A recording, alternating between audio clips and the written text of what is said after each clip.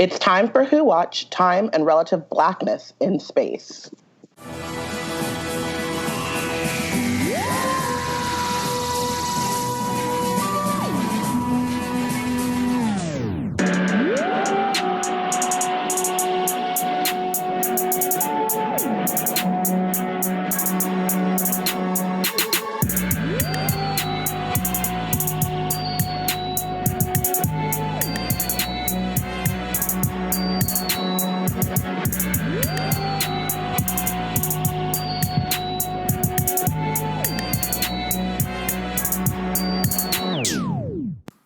Black girls have the box.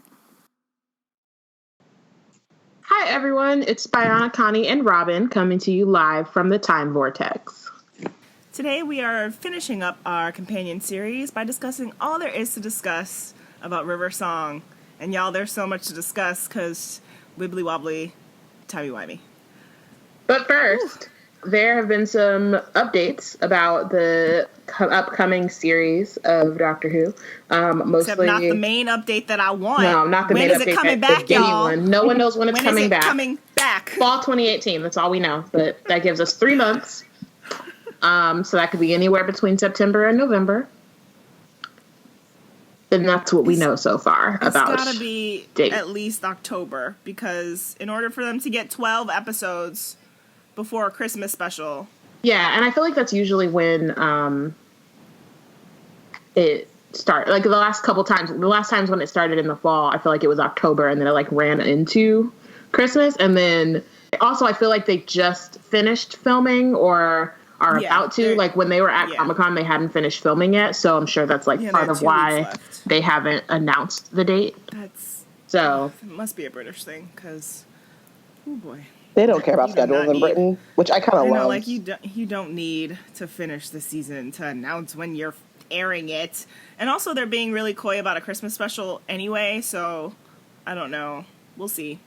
Hopefully they just tell us soon, because they're being coy about basically about to be fall. Yeah. And I get that, but like the one thing you don't have to be coy about is when you're coming back. Just tell people. I don't mind them being coy about everything else. It's just like, you'll have to wait and see. What was funny, though, is, and we're going to jump into it. So the show came to Comic-Con, San Diego Comic-Con, and we tried, we kind of tried to get in, but a friend of mine did get in, and she said that the panel was kind of boring because they couldn't say anything. And that seems to be like, it's like having a Marvel panel at this point. It's like mainly the reason why Marvel was like, why would we do Comic-Con this year? We can't actually tell you anything. Right. There's no real point. Yeah.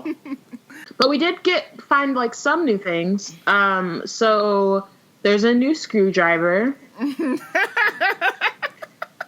And even though it looks interesting and suggestive, I think that it is better than the sunglasses. So everything is better than the sunglasses. Anything is better than the sunglasses. I'm cool with it. Unpopular opinion, I guess. I like it. Like, I get the suggestive part, but I don't know which it's not a problem wasn't like. Right. So I mean, except for I guess 11s and the first 11 because it was that claw, like, you know. Well, I mean, kind of, except that in the Day of the Doctor, they literally made a like penis joke about it when they saw each other. Yeah. Right. Yeah. So it's always been the screwdriver a little has phallic. always been phallic. Yeah. Very phallic, and I think it's just it's the curve that's gotten everyone.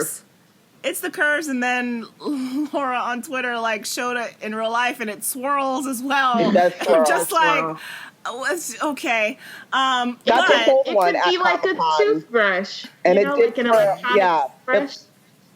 But and I mean, that's one of the things that like I've always wanted. Geek has, but I can't bring myself to buy because they don't have replacement brushes.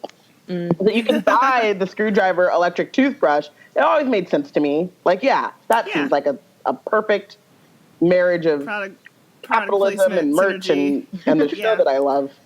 Absolutely. But I don't know. I like it. I like the color. I like the color. I love the color. I love that it's a yellow light now.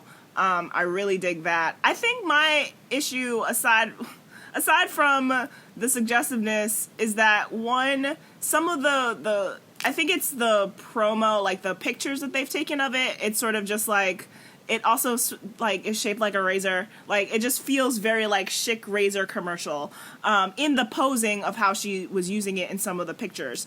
But also, I think my only real issue is, I don't know, I don't really necessarily like that silver color with the yellow.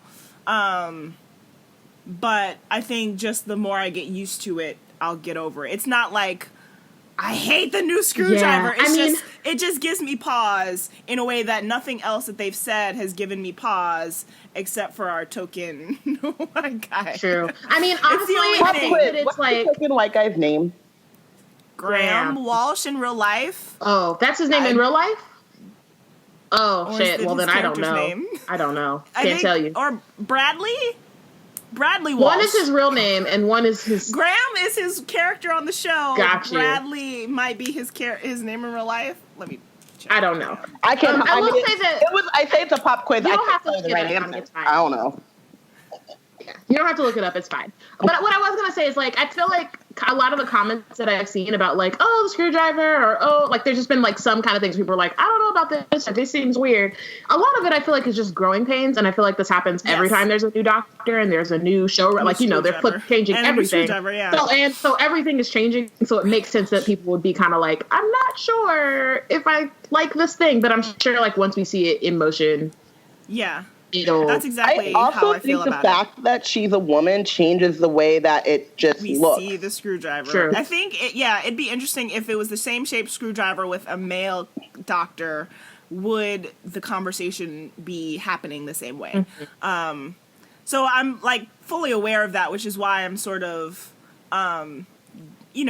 pointing out what I see, but also being like, I mean, it's just a screwdriver. Like, it's better than sunglasses. She has one. I love the color, and it's gonna be awesome. Like, I'll get over it. Exactly, I'll get over it. And I think the more it's used in the show, like, it's just out of context. A lot of it that we've seen it is just out of context, and I think that it'll be different when we see it in action, and we haven't really. Like, there was just one yellow light in the trailer, and you didn't really see her use it. So. And let's keep it 100. The screwdriver has always been silly and dumb. Like, yes, even in the best Jack, way, yes. Captain Jack is like, who's Sonic's a screwdriver? like, What are you building? Cabinets? You don't have a blaster? Come on, Bring man. it back to River. it's like, who looks at a screwdriver and thinks, I think you could have more A little Sonic. bit more Sonic. Yeah. I will say too, like, Doesn't do what? Anyway, it's just like the most, one of the best like, lines. it's a thing that somehow works very well, but is super useless. But only in context. Yeah. So I think that's Yeah. As soon as we see it in real But life, it's just, like, it's this is a fine. silly thing that is, I mean, when they came up with it in the 60s, I'm sure they were like, ooh, this is like super fancy or whatever. Future. It's the future. Yeah, and now it's just like, oh, we can sell some merch. Like, and that's fine. Yeah. I'm going to buy absolutely. it. I am Yeah. as well. I've already asked my brother to buy it for me numerous times, and he's shot me down every time, but it will be mine at some point. I will say absolutely. too that, like, and I feel like it's kind of been that way since the first promo, but it seems like it's going to be warmer than it has been in the past. I feel like, I mean, they've kind of said that the 13th Doctor is going to be a little bit more like Matt Smith's 11th Doctor, so a little bit more like silly and kind of like playful and less like doom and gloom and I have heavy eyebrows. You know what I mean? Like, I feel like, Yes. I mean, I liked Peter Capaldi's Doctor a lot, and we've talked about this, but after Matt Smith, Moffat tried to course correct, and he did it too hard. Like, he tried to make them too different, and it ended up, at least for season 8, ended up kind of stripping him of his, like, kind of staple Doctor qualities of being goofy and, like, not really knowing what he's doing and being a madman with a box. Right. And so, and they kind of, once they kind of realized that that was an issue, they kind of, like, course corrected a little bit, like letting him grow his hair out, letting him bring his guitar. He's a little bit more, like, raggedy. He has, like, actual quirks as opposed to just darkness. Exactly. Yeah. And so they tried to, like, do that. And so I think that it ended up working for them, but it was still, the show is still really dark.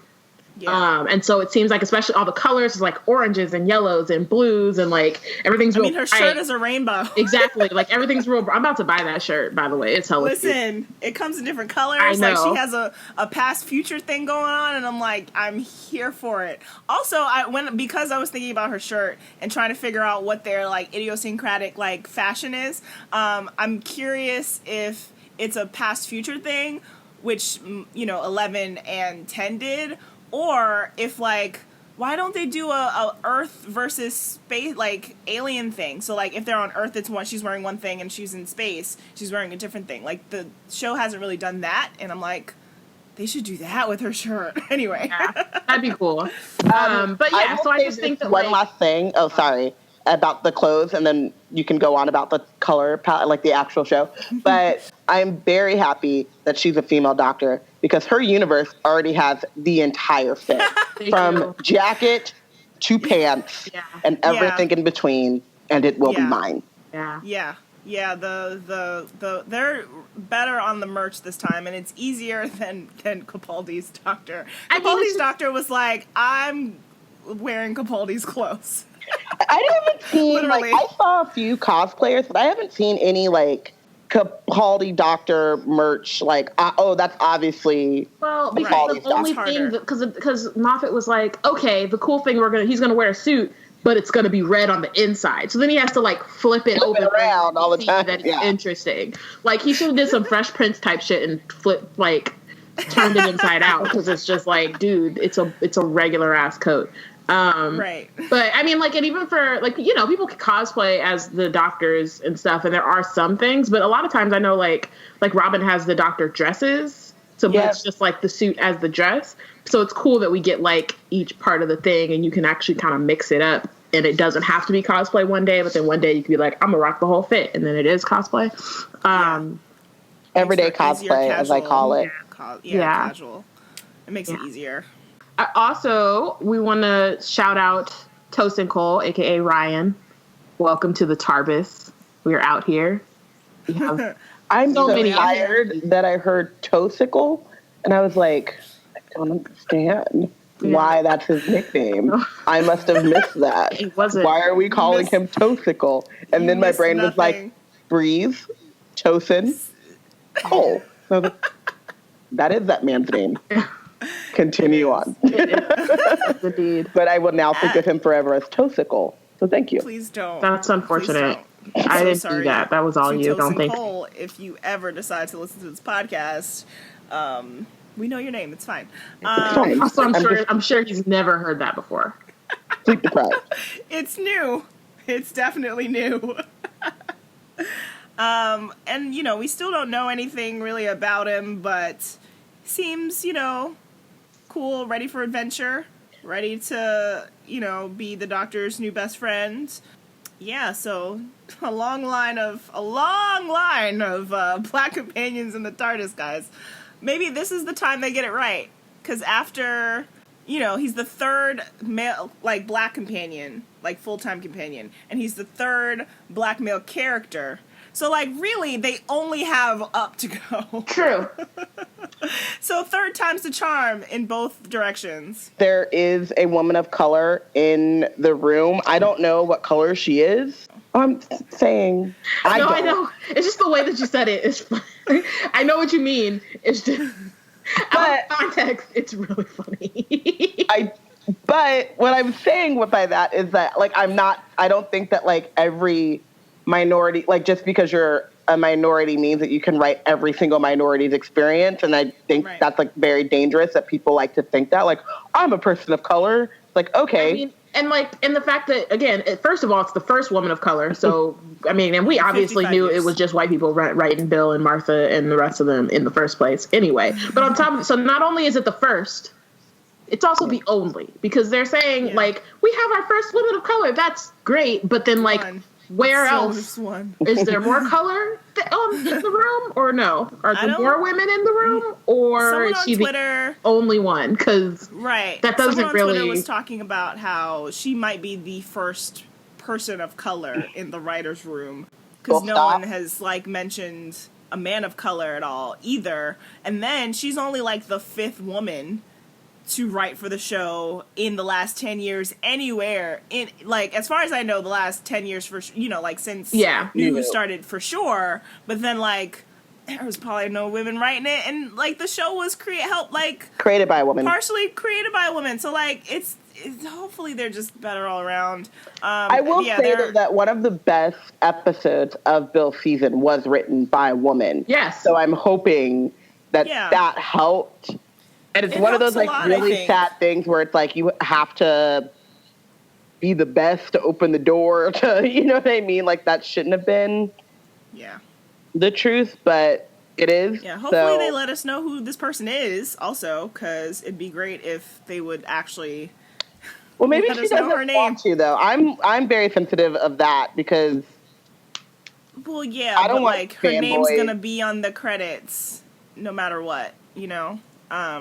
So I guess they're just waiting because, like, with everything is hush-hush, so I think it's just part of the secrecy of the whole season in general, but it just feels weird to me in the same way, like, I understand the, you know, privacy thing, but also... It feels weird to me for them to be like, we have a woman of color and not, it just feels, it's tokening of that, like the way that they're like, before the show's out, just so y'all know, we have one, but like without giving any details about her. She doesn't have a face or a name. It's not actually, it's like, it's very much like tokening as opposed to if they had like said her name or like anything about her or just waited to announce that, you know. Or hired more than one. Or hired more than one. So, yeah, it's just a little gross. The fact that they're not saying her name. Really get that much, like, behind the scenes about the writer's room. Yeah. Right, in general. Until it becomes tokening, you know? Yeah, because it's just white is the default. And so it's just like, well, you know what our room looks like. It looks like every other room. Yes. And then to be fair, I think the British do their TV differently than America does in terms of like a writer's room, just from what I've heard. So it's also that idea of like trying to not Americanize their process, but there's still like enough similarities where it's just like, all right, this poor one singular woman. I think that about a lot of Doctor Who's like behind the scenes process stuff because it is one of the bigger shows that... And most American. And it has become the most American. Right. And so you do have to cater to... Like, America is a huge audience. That's why it's, like, people want to break in here because it's such a large country and there are so many different people and there's a lot of money to be made. And we've latched onto the show, like, pretty hard compared to any other British TV show. Right. But there are a lot of other shows that are set in Britain that have, I mean, the majority of PBS's programming slate and sci-fi for that matter. Well, sci-fi is like half British, half Canadian. Mostly. But yeah, I think that like I feel a certain way because I also don't know because I don't live in Britain, unfortunately, yet. I don't live in Britain yet. I don't know how well-versed they are in, like, opening up that side of the production process in general. You know what I mean? Like, the Comic-Con circuit and all that stuff is already such a huge deal that's probably so different than anything else, like, they have to do. But then, like, do they have a Variety, Entertainment Weekly, Hollywood Reporter style press in Britain that cares that much about these kinds of metrics? And also, this is another layer on top of it. We are in this moment where people are really paying attention to the numbers because it matters. And it's always mattered, but we're now like people are paying attention and holding people accountable to the numbers. Even white people are paying attention to these numbers. People of color have always been like, we already know. But I think there are a few more white people, especially in these like press rooms and stuff, who are sort of like paying attention, even just in terms of gender parity, which the show has not been good at behind the scenes either. Right, and not to say that none of the questions aren't important, but it's just that like the BBC is a large entity, and so it's like it's moving a freighter or whatever. It's not like going to be a quick, turn to like how this new process and what they're expecting. So there is going to be growing pains even just around the communication of the stuff because they've never had to communicate the stuff before. Yeah. So those are my sure. caveats, but also like get some more women of color in the room, get some more women in the room, get some more women behind the camera, because it makes a better show. Not just because it's the right thing to do, but because it makes a better show. And your main character is now a woman, so right. And your other, you have your companions or people of color. And the first South Asian main character ever. Yeah. In a country that I'm really excited for Yasmin. Like I'm so excited. Like I'm excited for Ryan and whatever, but like I've been wanting a South Asian. I feel like I've said this like super early on or whatever. Like I've been wanting a South Asian woman companion. Like because it makes no sense. Because I'm just like, how they have such a big population there, right? It just makes sense. And then there's like been a couple. Like there was one South Asian woman in Planet of the Ood, but she was like not really. I mean, she wasn't a bad guy, but she was like complicit or whatever. And then there was Homegirl in the Minotaur episode, which like. I actually like that episode, but mostly because I like her.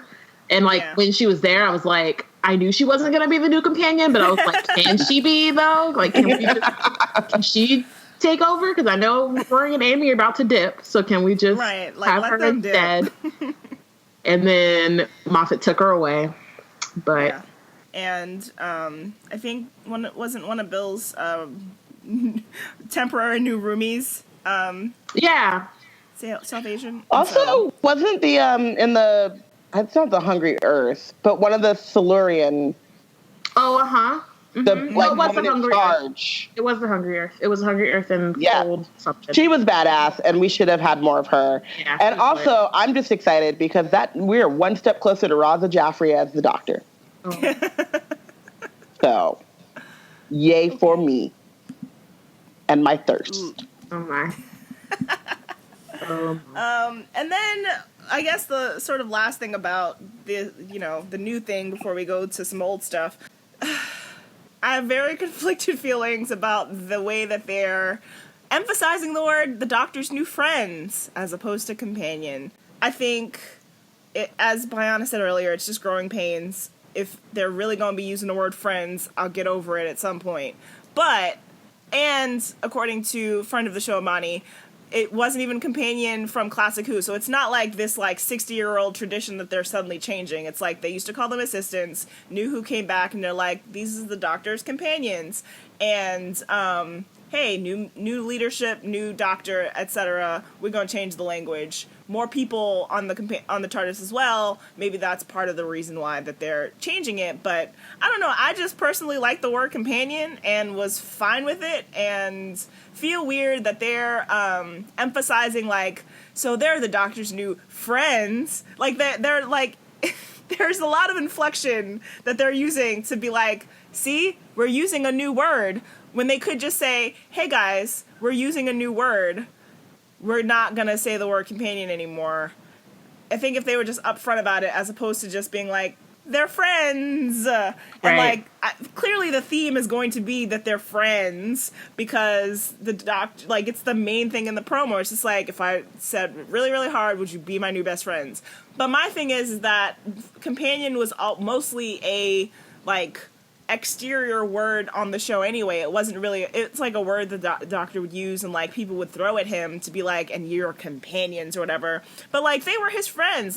Every companion of the Doctor has been a friend to him, even Martha with their awkward situation, so for them to just so on the nose change the word without just having a conversation, just be upfront about it, hey guys, we gonna change the word. They're her friends. I don't, I agree with some of what you're saying. I also don't, I think partly because I know it's growing pains, I'm, trying not to have any, really strong opinions yet until we actually kind of, see it play out. But I also do get what you're saying because also, the Doctor is called Donna, Amy, and Clara his best friend, multiple times. I liked in the promo hers being like, will you be my new best friends? I was like, course, that's adorable. And then I also didn't watch I didn't have time to watch the panel. So I didn't see that part. I think for me, I liked companions because it felt specifically Doctor Who, because I don't go around saying companion like in my regular life. And so when I'd be like, oh, and then this companion, like whoever I'm talking to, because I'd only really be talking to somebody who knew Doctor Who, they would know that I was talking about Doctor Who, right? Like, so it just felt like very in fandom and in world or whatever. Yes. But like, and so Friends in that kind of sense, I could see how Friends would feel like bland in some way and just a little like ordinary. But also I'm just like, whatever. Because they don't, again, like you were saying, they don't really say companions in the show. And so it like comes up. It like random. It's like super random, but they don't really use it. So it just feels like the Doctor's never said, "Hey, want to come be my companion on my TARDIS?" Like it's never what happens. Exactly. So that's why I think in terms of the show, like the actual like episodes, it's not going to bother me. But and I also think that a lot of people, maybe eventually people will start saying friends, but like I feel like most times people are going to call them, like I still call them the companions. So I feel like for the most part in our own kind of discussions and like conversations about it, it probably won't change. And if it does, it'll be pretty slow. So I don't know. Yeah. And I think I don't know. I feel like it doesn't matter. It's one of the shorthands or like cute quirks of the show. But I understand the emphasis on wanting to change it because, I mean, assistants definitely made it seem like a doctor over companion type of thing. And especially when they're all ladies. Right. And then I think companion still does that. It puts the doctor, and I mean, obviously she should be on a different, they're not totally equal because she's an alien who changes her face, but I understand the impetus of being like they're all integral to the show, and it also gives me hope for some of the like biggest issues that we have with Moffat, which is like the companion uses plot device and not being a fully fleshed human. And I think that like as friend means that like if we're friends, that means it's like a reciprocal relationship, and I need to learn more about you, but you need to learn more about me. So I understand like the being like, ugh, just call them companions, but I'm also like, I feel like that choice of friend makes me a little optimistic, and I'm trying so hard not to be optimistic, guys. Me too. We were just talking about this yesterday. We were talking about this in person, but I'm trying so hard to not be like, this is exciting. I'm really excited for this. Everybody looks so cute. All the colors are really nice. Yeah. The yellow is nice. Like I think that's part of the reason why I have like the screwdriver and you're like, I don't really have much to critique, so I just gotta hold on to something before they make me like in order mad. to balance. Yeah. In order to balance how I feel about this, because to wrap it up, like overall, the things that we found out at the panel was like, I think Delia in our Slack group, which you can totally join, guys, said that she feels 90% optimistic about everything that they presented. It's just like, we're gonna get new friends, and like she's going to new planets, and she's a she, and like new colorful screwdriver and awesome clothes, and everyone looks really great, and the way that they're talking about the show sounds, you know, upbeat and hopeful, and like the bomb we need in this trash world right now. Like that seems to be what they're going for, which is all great. But we've been here before, and we've felt like, oh snap, new black companion. Oh, and she's queer. Oh, and look at her fro. And then it ended the way that it did. Yeah. So I think it's just about measuring expectations. Right. And I'll even say, like, even before Bill, like when with the turnover between new showrunners and us being like, okay, we get some new faces. Okay, I'm about this, Doctor. I'm like, this is great. Like, this is exciting. And then season 6 happened, and we're like, well, I don't know what's going on anymore, but I'm still here. It's fine. It's fine. And then it just got to the point where you're like, well, I still don't know what's going on. This was some bullshit. All of a sudden, you're like, you know, so like part of me like doesn't want to be caught slipping. Like, I don't want to like get really excited, and the first season is really great, and then I'm like betrayed right after that. But also, I'm really excited. Yeah, I haven't felt excited about Who in a very long time. Yeah, but finally, and this is finally, I think too it is very important and healthy to be excited that it's not Moffat. That's true. Yes, you know what I mean, and not like, I mean, this is probably the crap on Moffat podcast, but it's not like he doesn't deserve it. But also, as much as we love crap on him, like he does awesome things, and we shout that out too. So it's just like, there's balance. There's balance somewhere. But I do think that I saw this thing on Tumblr the other day, and it was like number of times that I watched season 1 of Sherlock, 50 billion. Number of times I watched season 2, 50 billion. Maybe it was in the Slack. Number of times season 3, 500 million. And then number of times I watched season 4 once. And I was like, I can't even tell you that because I didn't even do that. Like, I watched one episode of season 4 and then was like, whatever. Right. And then just returns. And so, in the same way that like I left Sherlock and then I binged Elementary, which is a show on CBS, which is like really great, by the way, but also completely different, but the same characters, you know? I mean, for the most part, and had some of the same, you know, just Sherlockian elements to it. It was cathartic for me to be like, oh, yeah, I do still love the idea and the property of Sherlock and, like, what that means. And I think the same about Doctor Who is, like, it will be cathartic to be like, I do still love. And, I mean, that was the thing when we were talking about being optimistic but, like, not wanting to be optimistic was, like, we're going to watch it. You know what I mean? Like, I don't see a time when I completely give up Doctor Who. And part of that is because the showrunners change, the people change, but there's this like essential whimsy and adventure that doesn't change and have like familiarity to it. So between when I quit, I was still buying Doctor Who merch. Like I wasn't watching the show, but I absolutely bought a giant TARDIS jacket. Like it's, you know, it's in my blood. It is, even when I quit, it was still my favorite show. Because, you know, of the things that I consider my favorite, like all of season 5 and like yada yada. So and like all the possibilities that it brings. So I think it is not. I think it's great to still be excited that it's not Moffat for reasons that are not to do with being crappy to Moffat, like being anti-Moffat. Right. Yeah. Even people who love Moffat and. Maybe there are people who love what he did with those other seasons. I think are still they're called the worst of us, the fanboys. Okay, maybe those are people who don't actually like the new direction things are going.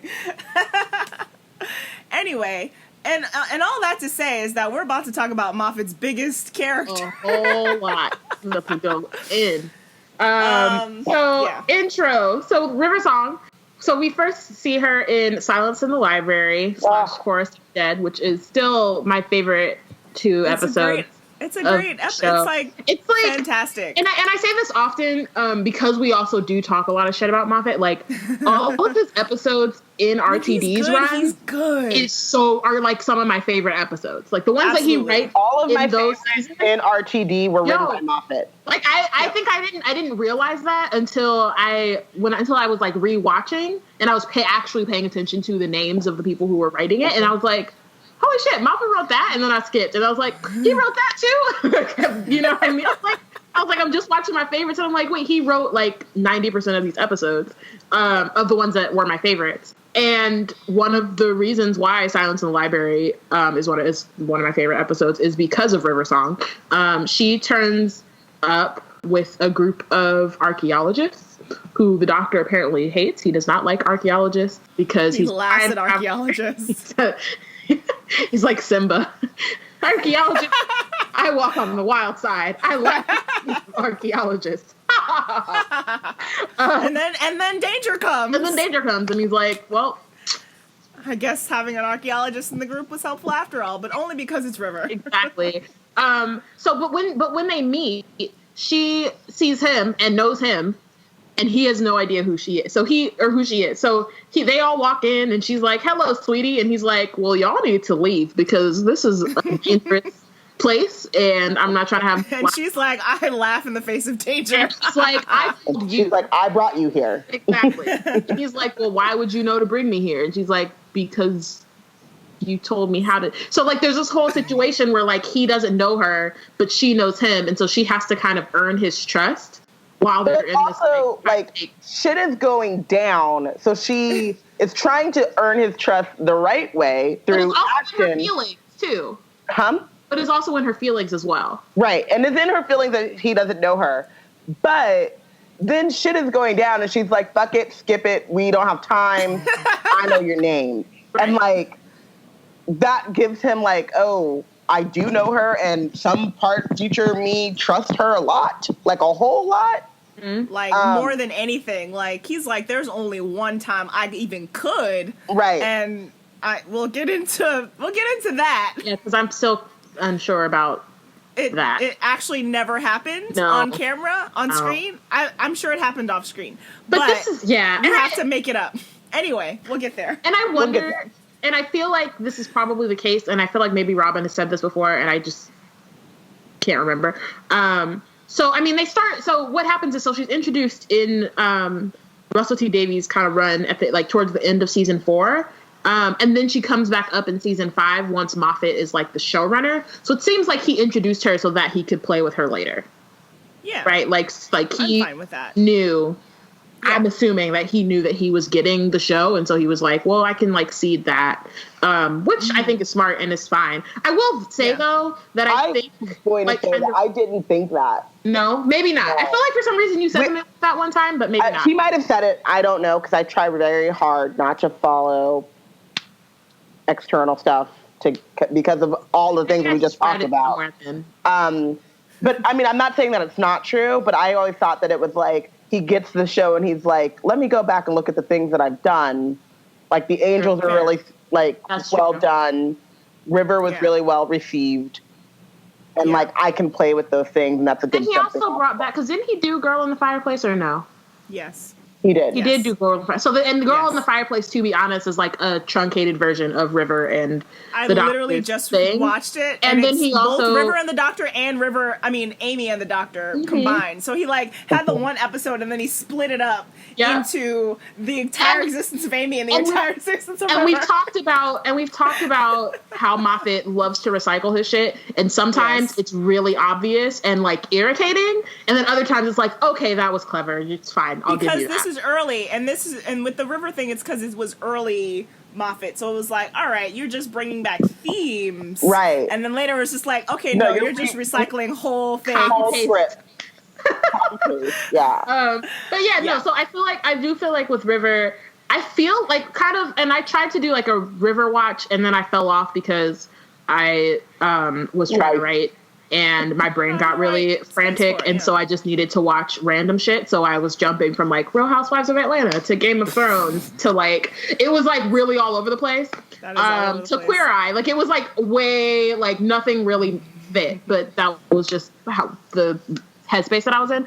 But when I tried, like I watched Silence in the Library, and I was like, I feel like this is my favorite River. Like of the oldest, I guess at that point she's the oldest River.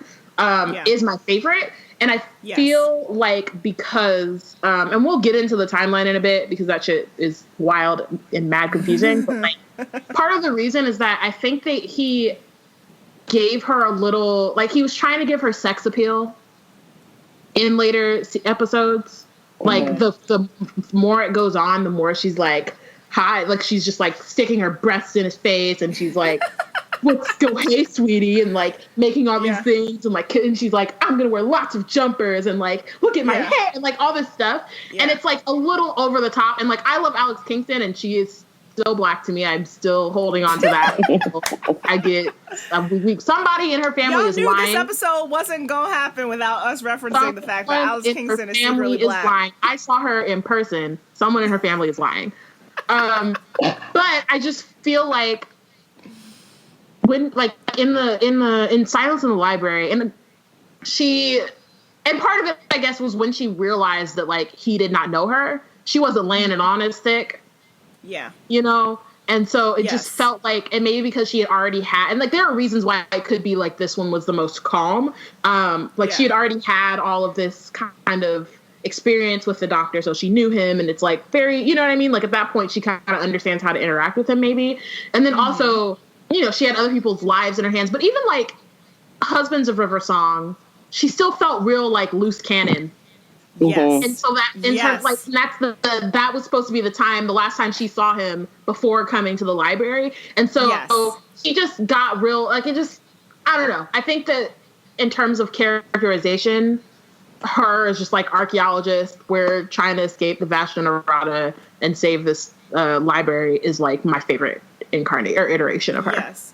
So the opposite of Bayana, I not only watched all the River, like I sort of did a rewatch of my favorite episodes, and then finally watched season 9 because I hadn't yet, and rewatched Husbands of River Song, and then I went back and just watched a bunch of River Song episodes, and then I went and read a bunch of River Song Doctor fanfic. Man. So I'm like deep in the River thoughts, and so absolutely, the only thing I don't like about Husbands of River Song is exactly what you said, is that the way that she's acting and the way that she was directed to act, it's just like they weren't paying attention to their own timeline, because she is very Melody River. She's very like, I just regenerated into River, but I don't know who that is yet, and so I'm like all over the place. And so, as you were saying, like, she does mature, and like there is very clear character development for River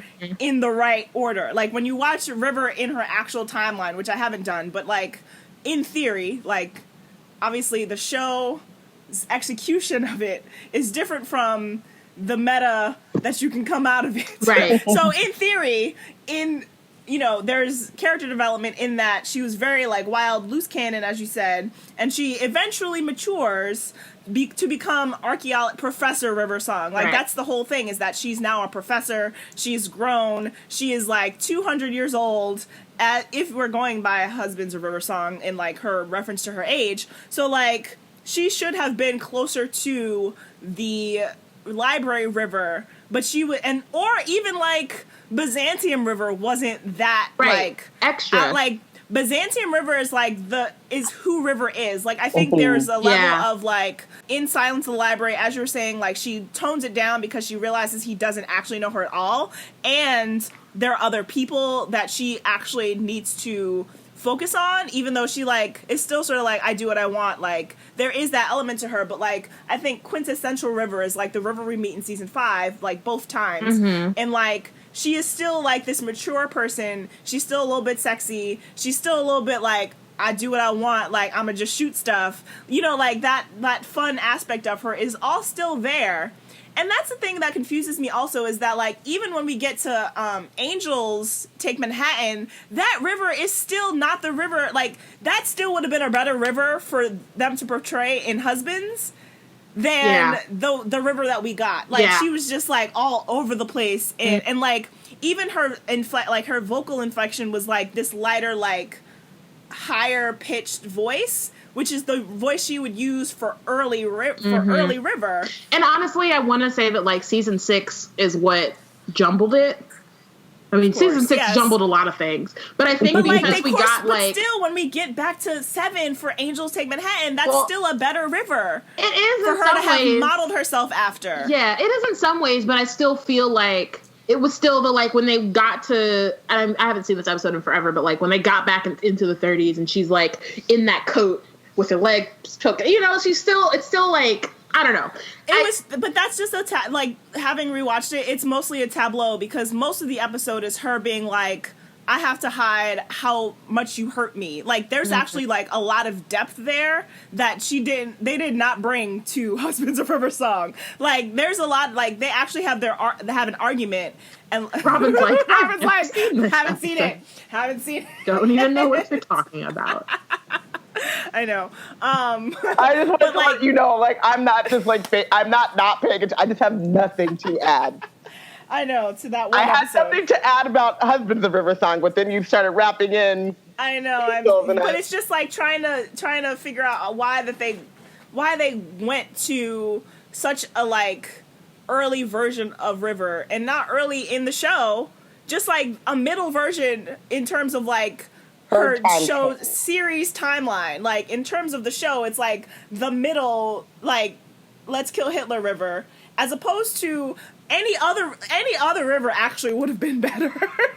Any other version of River would have made more sense. It would have been more mature and more like, I don't know. It just it's the only thing that bothers me about that one. I'm just saying this, thinking it through what you're talking about, not like it's not something that I thought of while I was watching it. But do you think that maybe it was because she is you know, like having a kind of a midlife crisis type of situation where she's like, you're back, I'm excited, I've moved on, but also like, let me fall back into patterns of when we first fell in love or whatever. Well, I think there is a level of if trying to make logic out of what they always Which give us. I always tell people Amani not to do with Doctor Who. Robin like, says it. Amani says it. Like, stop trying to make it logical. But Right. it's what you do. It's what fandom does. It's literally what fandom does. Like, try to make logic out of things that sometimes don't make sense. I think there is a level of like, this is how she is without the Doctor, and then like when she's with the Doctor, she's like, I don't like, maybe more like in tune to him and like trying to like be more symbiotic with him. I don't know. Like, it doesn't actually make any sense as a theory, but it's sort of like, this is how she is always without him. And then when he's around, she's different, which doesn't feel true. It doesn't feel like that's the difference that would happen between how she acts with him and how she acts without him. Because most of the episodes, she doesn't know who he is. And it's like, she should not be behaving this way, in my opinion. Yeah. But we skipped all of the middle. We went from library to husbands. I mean, yeah. So like, but so we get that's the first time. Order. So like, I think we should, before we get into timeline, because I think that's when things get wonky, right? So when we're introduced to River, the idea is that they're meeting, like, they're living their life backwards. Yeah. No, that's it is just out of order. No, what I'm saying is that's not what's happening. But the way that it was introduced made it seem like they were going back to front. Not when it was introduced. Only in season 6. As of season 6, it was like, our lives are back to front. But I don't remember any time before that them saying it was literally reverse order. In Silence, because when she's talking to Donna, she explains like, I know him, but he hasn't met me yet. And when I called, I must have gotten an earlier version of him before me, which means, I mean, I guess you could read it both ways. That's out of order. That's just out of order. Because then she would have known specifically that he was knowing her, that any time could be the next time he doesn't know her. But she sort of is taken aback by it. And I think that part of that is emotional, but I think also she just was really like, wait, how did I get so far to that version? Like, I don't think she thinks it's reverse. Okay. Because and then they introduce the line that it is reverse, but then they make it not reverse. Like, why would you even introduce that line? Maybe that's why. Maybe it's because I was binging it the first time around, and they at some point they said it was reverse order. Yes, and that's not the case. Literally, season 6, and we'll get into timeline, but not yet. Because we should talk about Melody. But I will say really quickly about the Silence in the Library. It only started bothering me this last time I watched it. I don't like that she says he hasn't met me yet, because he's literally meeting her right then. So she should just say he's meeting me for the first time. And I don't know why it just like, for some reason it bothers me now. Well, I think semantics. but it is semantics. But no, she's still technically correct. He hasn't met who she like. That's the thing, is like the first few times she meets him, she's like, you still don't know me yet. Well, that's so the thing. Like, because you don't know me, sure, but he met her then, right? Like, just he hasn't met who she is. It's not, he doesn't know. Like, if she said he doesn't know me yet, then fine. Being very literal. That's true. I'm very literal, and also I just feel like words mean things, and this is not a big deal. And it never bothered me until this last time I watched this episode. So I've seen these episodes like. I've seen them so many times at this point. Like Silence in the Library in particular, I've seen it so many times. Right. And this particular time, I was like, girl, he just met you. He just met you. Just say that. It's not a big deal, but it was really it was irking me. She gets very literal sometimes, and you just have to irking me. Yeah. Be like, you are technically correct. Yes. You are very technically correct. I just feel like... But she is also very correct, because he hasn't... Yeah.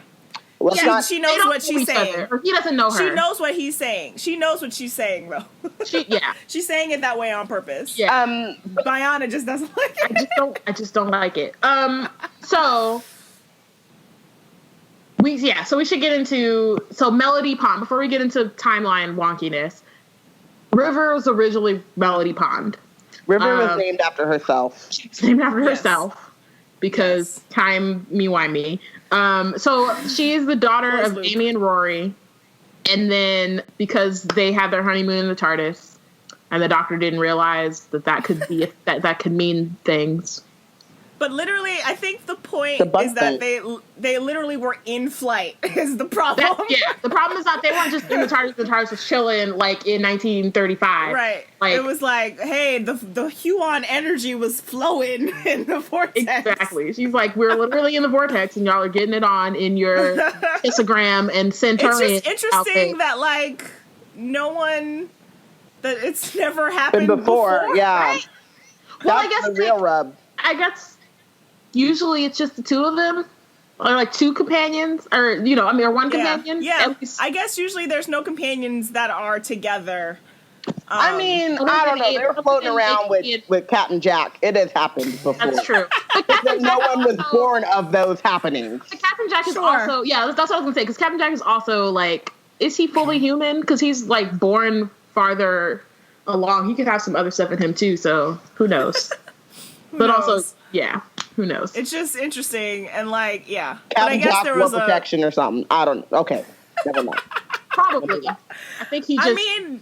that's also a thing, is that I guess anyone who has, they were just well protected. Whereas, this was a married couple on their wedding night. Right? Like, they're newlyweds, so they're like, what is protection? And they're like wanting to have children. Like, that's a whole story arc in itself. So it's like, hey, let it happen. Right.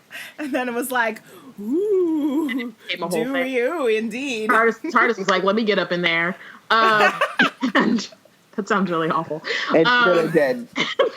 I feel very uncomfortable now. But it's also what happened. It's also true. It's what happened. It's not false. So some stuff happens, and the Silence finds out that Amy is pregnant. This is where things get really confusing. But the Silence finds out that Amy's pregnant, and then they kidnap her. Yeah. My favorite thing, though, is that it was also confusing for the Doctor this whole season, because he kept being like, what? Because, like, are you pregnant or are you not pregnant, fam? He's like, why am I, I'm going to just keep scanning you. And Amy's like, I thought I was pregnant, but I wasn't. And then it's like, okay, but did you take a test?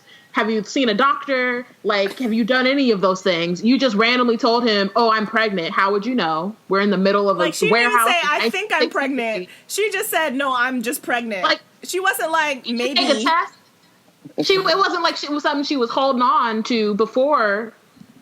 It was random. And all of that is Ganger Amy. So it's not like it was real Amy saying, I'm pregnant, and then they kidnap her, and she comes in. Right, because I was going to say, when was it Ganger Amy? Well, see, that's what I'm saying, because I always thought that that it was switched between episode 1 and 2. Because remember at the beginning of episode 2, they've been all separated, and they've been on the run for 6 months, whatever. So I can't remember. I felt like it was between them. I don't think we have. Well, I'm like 95% sure we do not actually know when she was actually taken. But the implication to me was that, and maybe something I read recently implied that she was taken before we meet them again in 601. But. And because they never specify, it could have been between 601 and 602. They never said. So it actually could have been the case. Right, because Ganger Amy is not pregnant, obviously. Yeah. Well, she's just like, that's why the scanning was like wobbly. Because like, her but then he body didn't start is scanning not until then, so that's why it's not clear when the hell she was actually. Fair. So whatever. But also she didn't start seeing Madame Kavarian until 602. Remember, like, the door a little slide open? So I think that might be the reason. But whatever. Anyway, she was pregnant. We're not here to talk about Amy in that way. She was pregnant. She got kidnapped. And then they find out that they've been running around with a fake Amy for a while. And then they go save Amy. At least 6 months. Because she was ready to pop. And she was at least I think we can imply, because she wasn't showing and like was just now like trying to tell people that she was pregnant. She was maybe 3 months along when we meet her. And I'm not sure if they ever specify how long her and Rory were like at home waiting for the doctor to come back. So like if she literally got pregnant on the TARDIS in flight on her honeymoon, then like it's assumed that it was like 3 months, and then he shows up again and dies on like Silencio, which we gotta talk about that with River too. And then and then I guess it was 6 months of like traveling because she was like having the baby when they found her. Right. So then she has a baby right before they come and rescue her. She names the baby Melody after her best friend, and her name is technically Melody Williams, but it's not. Because the doctor decided that Rory's last name was Pond. They're the Ponds. They're the Ponds. They just are. Is, they're progressive. Yeah. He changed his last name. That's but they also they are. They are. I love Rory to death, but they're the Ponds. They're the Ponds. They're the Ponds, and that doesn't take away from loving Rory at all. Nope. Anyway, So then the baby, so they try to save the baby and Amy. Then the baby gets stolen because it was a ganger baby. It's weird. It was horrible. Kavarian steals Melody. And then River shows up. And the doctor's like, well, you weren't here when I needed you. What's going on? I'm hella mad at you. And she's like, I couldn't be here because ta-da! I can't cross my own time stream. I can't cross my time stream. It's me. It's your girl. And the doctor's like, oh shit, okay, cool, this is awesome. And then he's like, oh wait, I kissed you. Your parents are over there. Right, Gotta go. That's that. He says, because he was like, oh, but he's like, oh. And then he did the kissy face. And then he was like, and she's like, yes. She's like, yeah, we did. And then he just takes off without telling Amy and Rory. He's just like, bye. I will. And then when you read fan fiction, he goes to find a later version of River. So you're like, hey, what's up? I know who you are now. Let's make out. Awkward. I wasn't into it before. I'm really into it now. Thanks. Which is also really gross because she's technically the daughter of his wife. Yep. The TARDIS. Yep.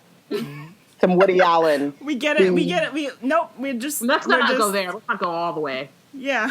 I'm just saying. The TARDIS is his wife, but like in a platonic sense. He hasn't actually made out with her. Well, actually, he did. He kissed her on the face. Yeah, it's fine. People can be sexy platonically, I guess. Maybe. Let's move on. Anyway, so then River finally shows Amy and Rory because somebody made Amy a little thingy. I can't remember her name. Gallifreyan. Yeah, no, Lorna that's Bucket. not what it was. It was Lorna the Bucket. Yeah.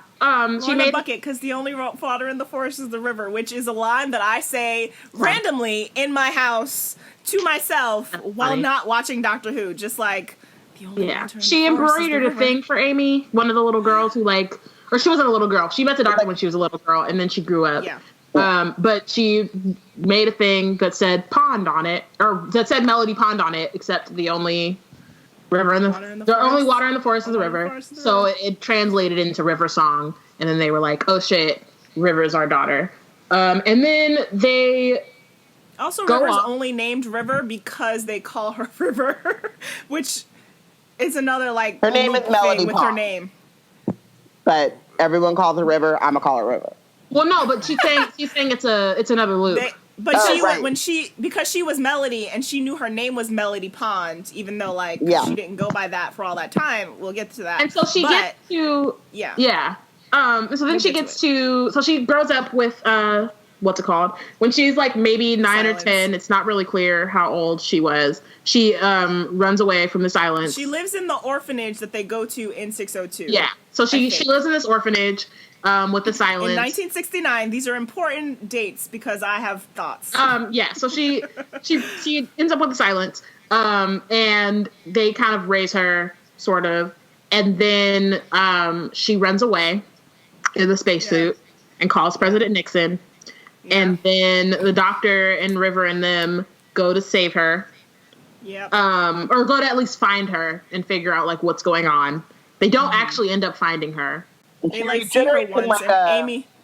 Not yet. So no. They do see her. Amy shoots her.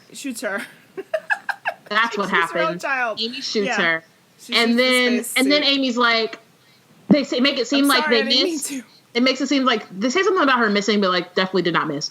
And then she regenerates in an alley and scares a poor homeless man. Black man. Poor homeless black man. And then she ends up a black baby.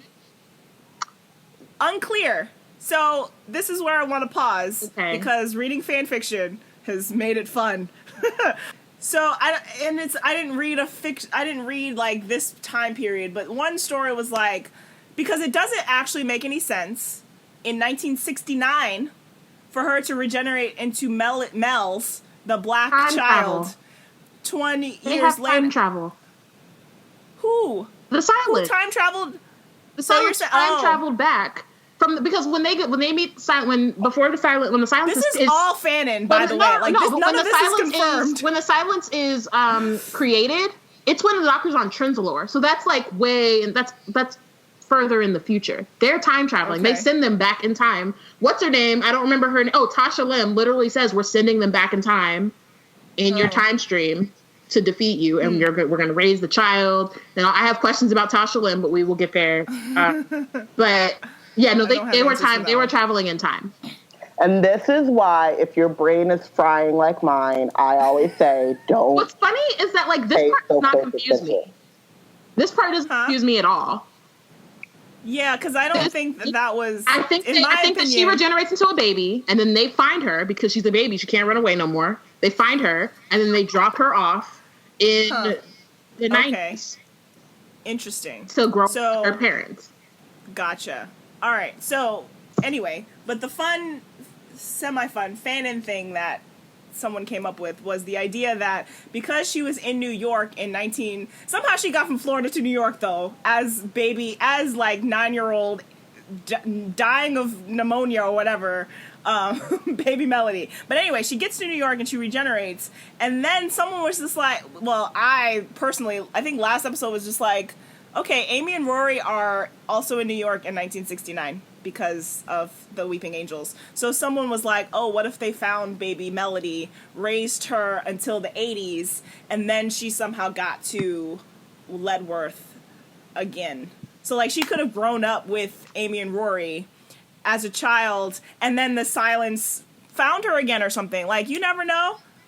And they died in 1982. So she had 5 years, or 87. She had a couple years to, like, regenerate into a baby. The Silence come get her, time travel her, or space travel her to Ledworth. That's cute, except she still retains her memories. And so I feel like she would be less susceptible if she had been raised. Like, I would love to read that fanfic, but she would be less susceptible to the Silence and Kavarian's teachings, I think, if she was raised by her parents. Fair. But I didn't realize the Silence were... Unless her parents don't know that they're raising her. And then why would you talk about the Silence? Listen, my brain hurts.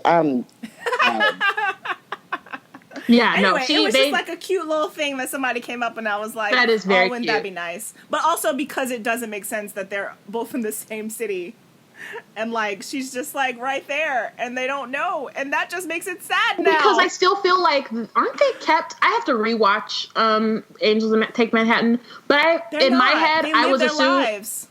Oh, in my head, I assumed that they were just in the hotel. Because when they go back to save Rory, he's just in that hotel. So in my head, they're just keeping them there to feed off of their time energy. No, because they destroyed the Angels. And, like, somehow the time energy made the air so that the TARDIS couldn't land. But they destroyed the Angels, except the one was the survivor, and she sent them back. But then Amy writes the book, so, like, they're living their lives. Okay, like, they die in 1987. Like, that's hurt in my head. Apparently, I think they might adopt a son, according to maybe one of the books, like one of the Doctor Who books. Well, they don't get to go clubbing?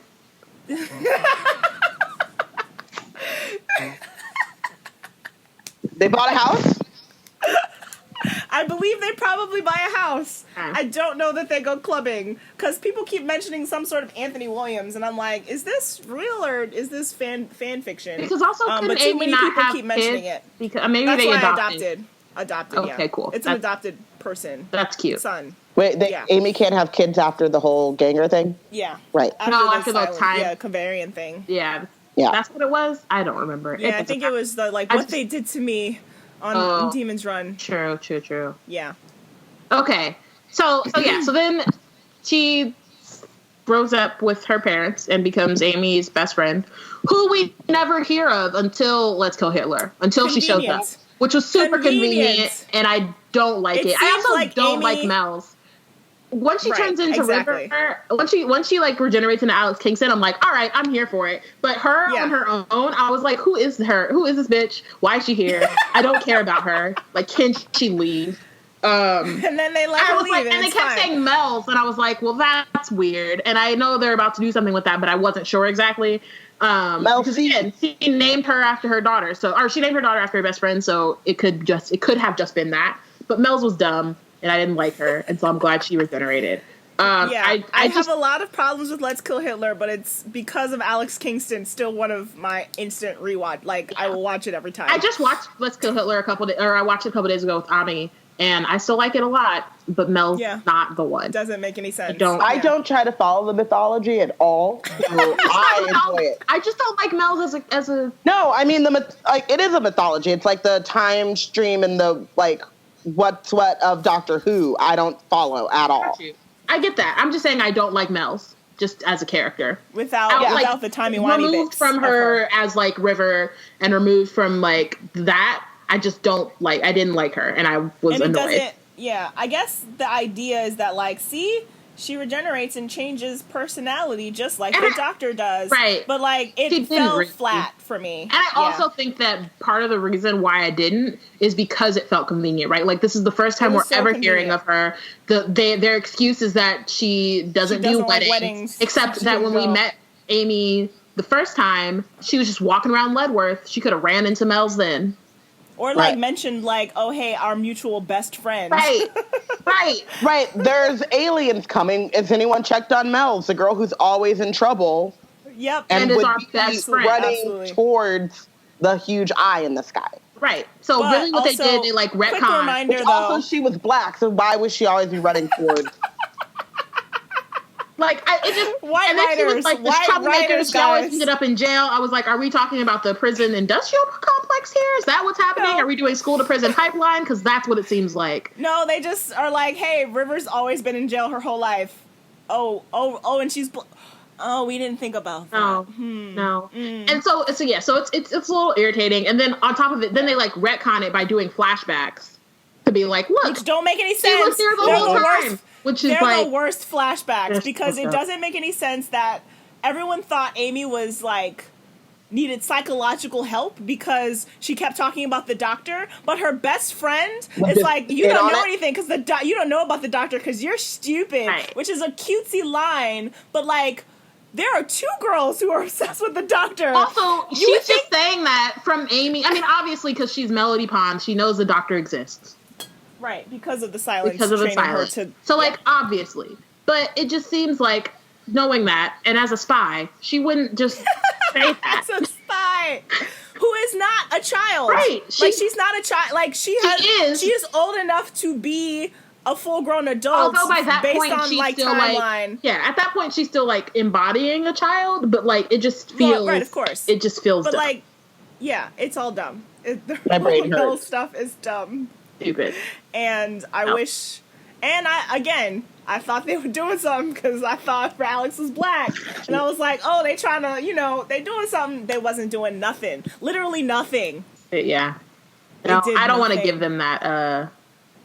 No, because they weren't. And now you're right. I'm upset again. And, newly upset because it's she's black. Yeah. This poor black child in Ledworth. It was dumb. So anyway, then she gets shot by Hitler.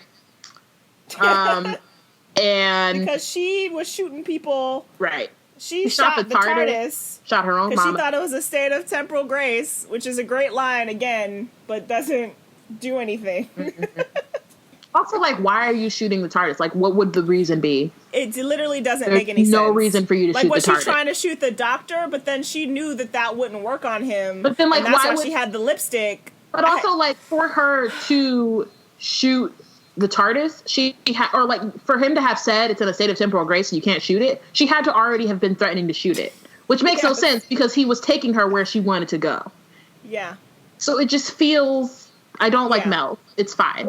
So then she gets shot. She regenerates, and they're like, oh shit, it's River. And like Connie was saying, because they keep calling her River, then she ends up going by River. Mm-hmm. But like, they're like, oh, okay, this is what's happening. Once she starts regenerating, the doctor realizes what's happening, and so he like takes all the weapons and shit.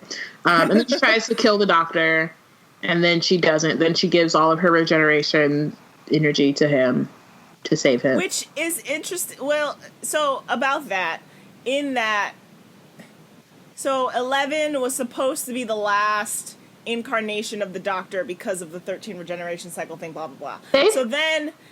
But then they, instead of using this moment, when a very young half demi Time Lord gives away her regenerate, like, we don't know how many she would have had, or like if there was a rule to it, like we don't know. There's no math behind it, which in most ways is fine, because it's like she's a very unique, part Time Lord, or human plus, I guess is the word that they use. But like, instead of using this moment to be like, oh, maybe it was from when River gave me all of her regeneration energy, instead it was like, Gallifrey's back. They gave me regeneration energy. You already had it. Yep. I will also say, he already had it. Are we going to see more of Gallifrey? And I'm only saying it in this episode. I'm only saying it because it has a lot to do with River.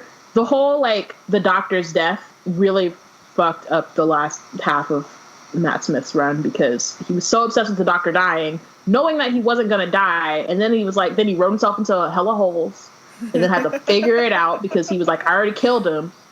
But like, now I gotta unkill him. And that's the thing, is that most of Matt Smith's run is that the Doctor is going to die. And it's because just it's like the Silencio thing, but then also River killing him, separate from Silencio. Right. But then it's like, oh wait, that's River at Silencio. And then it's like, oh, but he's actually going to die on Trenzalore. And then we get to Trenzalore, and it's like, this might be it. It's not it. And then they go to actual Trenzalore and the Christmas thing, and it's like, this is it. That's 5 times. There's no point. It was like, by that point, I'm bored. All of season 6 is the Doctor dying different ways. Just die already. If you're gonna die, this is the last season? Great. Cool. Thanks. But if you know it's not gonna be that, don't focus on it because you're gonna write out of it. Like, it's fine to write your way out of that. Like, they made that rule in classic Who. So, like, fine, write your way out of it, but don't, like, bring it back 7 times, and then 3 of the 5 times is River killing him. Choose to ignore, like, that's the thing that you're like, we have to write our way out of it. It's like, just act like they never said that, or he lied when he said that, or whatever. He lies all the time. Rule 1, Doctor lies, and that is a River Doctor rule. Like, that's mostly a them rule. Yep. So yeah, they River gives him she kills him, and then she saves him, both with a kiss. Right. And then they leave her with the Sisters of the Infinite Schism. Thank you. Which, are those the cat nuns or no? I think so. I think they were, but I can't remember. I don't think we actually got to see one of them. Yeah. So I did. Ooh. Point of thing that we have to talk about, Point because of it's in order? a lot of fan fiction. Also, now we can get into timeline once you're done with this, because we kind of like did the first part. Cool. But so when we see baby Melody on Demon's Run, and they're doing their scans of her, I think she only has 1 heartbeat, and so it was just like, oh, that's a thing. Like, or no, it was when she was a kid, and they're like scanning the suit, and they're like, they don't see anything like abnormal about her, so it implies that she only has 1 heart. But River, when they leave her with the sisters, there's like a little thing on the screen that's like her vitals. She has 2 hearts, guys. River Song has 2 hearts because Time Lord plus, or human plus Time Lord. But the thing is that apparently the first Doctor, I think, had 1 heart, and then they made it a rule. Then later they're like, oh, the Doctor has 2 hearts, and so they made it a thing that, like, you only get your 2nd heart upon regeneration, and it's one of those things that they write their way out. You know, they felt like they needed to write their way around or into a thing that they established and then established again later as a different thing, and then they're like, in order to make it make sense, let's make it this. But anyway, I just wanted to point out that River has 2 hearts, according to that very brief scene where we see her heart, her vitals, And then obviously fanfic runs with it, and it's just like their double heartbeats as they kissed. Oh no! Ew, Not their Lord. double heartbeats. Yes, their double No. heartbeats. Fanfic needs to be stopped. Of course. It doesn't need Of to course be stopped. they It's say so that. good. Wow. I don't even know why I'm surprised. She lays her head on his chest and she can hear his double heartbeats. Oh no. Right, yes, and then he can hear hers. Oh, Ooh, God. ooh. Also, That fun thing from heartbeats pound in a rhythm that reminds me of "It Wasn't Yes. Me" by Shaggy. I can't. Okay, but wait, one other thing before we move on. Because River has 2 heartbeats, and the doctor, not knowing that she is Melody yet, all the times that he meets her before, you'd be able to get close enough and be like, wait, there's something, especially as a Time Lord, like not expecting 2 hearts and hearing 2 heartbeats. So one fic was like she's wearing biodampening earrings, which like suppress her heartbeats. Oh my So that gosh. it only sounds like one. I love fanfiction so much. It's so funny. And then, like, there are a couple of them are like, she takes the earrings off, and he's just like, 2? It's not that dramatic, Can't. but a little bit dramatic. But it's not as dramatic as I just made absolutely it. like that. It's absolutely but- like that. You cannot tell So me good. different. It's so good. Oh my Wow. gosh. That's great. Things I I can't did not need believe to know. I've only read Harry Potter fanfic, so I like can't like, but that makes so much sense. Like it's not surprising, but it is a little bit. It's hilarious. Yeah. Anything else that comes up, I cannot wait to share what I've learned. Oh my gosh. Okay, so timeline. So after Melody gives the doctor all his stuff, she then gets kidnapped by the what's it called again? The Silence in Madame Oh, okay, yeah. And way actually back no, to just kidding. That's wrong.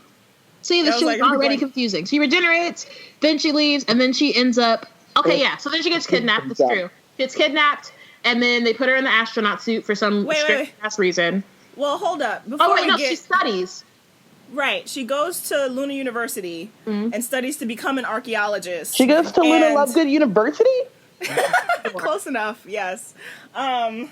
And why I made that point is that, again, it's a fan fiction thing of, like, the doctor leaves her with the Sisters of the Infinite Schism, and, you know, Rory and Amy are like, you need to give her time, and, like, they all kind of want her to become her own person and, like, become River naturally without them, like, pushing her too much. But the doctor's like, okay, but I just found out that, like, she's y'all's kid, and also I really like her, so I'ma just go see her. And so they go on lots of dates while she's at university. That's and then possible. which makes me feel better, because it doesn't make any sense, and this is, you know, we're getting there, but, like, it doesn't make sense that, like, Melody, who doesn't know him and wants to kill him, regenerates into River, and it's just like, all right, I'm gonna give you my regeneration energy because everyone around me right now believes that you are worth saving.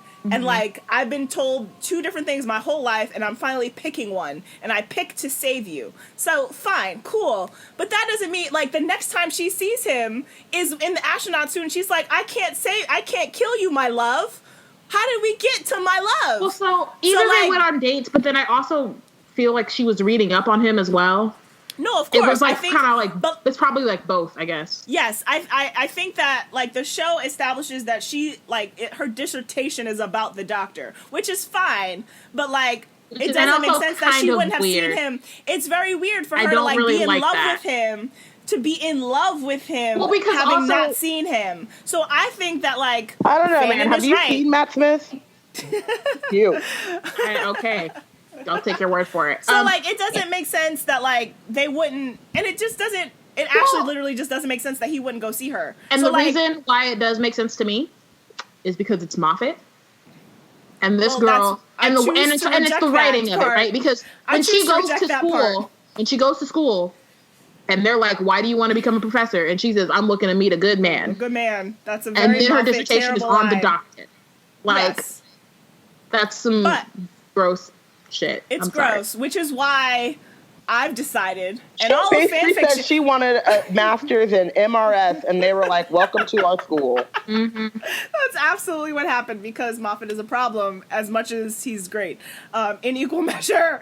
But anyway, fan fiction is just like, they're going on dates. He's coming to pick her up. It's like, oh, but I have class and I don't really know you yet. He's like, all right, but come get to know me. Like, let's just go to this other planet. You can see Come what get you're to know me learning. sounds like such a fuckboy ass sentence. I'm sorry. It is.